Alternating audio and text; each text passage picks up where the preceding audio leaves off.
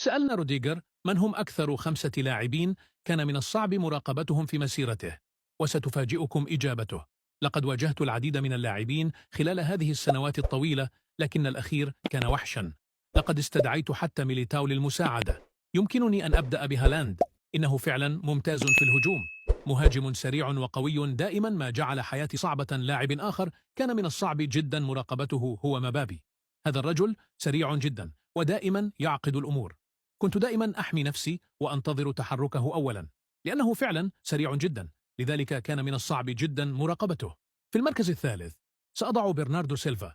لقد واجهته في مباراة واحدة فقط، ويمكنني القول إنها كانت جحيما. هذا الرجل سريع جدا وماهر بالكرة، لا تعرف أبدا إلى أين سيذهب. في المركز الرابع سأضع نيمار، بموهبة البرازيلي الانفجارية، انطلاقاته ومراوغاته وقدرته على تغيير الإيقاع جعلت منه كابوسا لأي مدافع. لكن من بين كل اللاعبين الذين واجهتهم كان هذا بلا شك الأسوأ على الإطلاق. مستواه الهجومي كان مكثفا للغاية، وكان يجب أن أبقى دائما على حذري. أتذكر لقطة واحدة، ولأتمكن من مراقبته اضطررت حتى إلى مناداة ميليتاو للمساعدة. فهل تستطيعون تخمين اللاعب الذي يتحدث عنه؟ اتركوا إجاباتكم في التعليقات.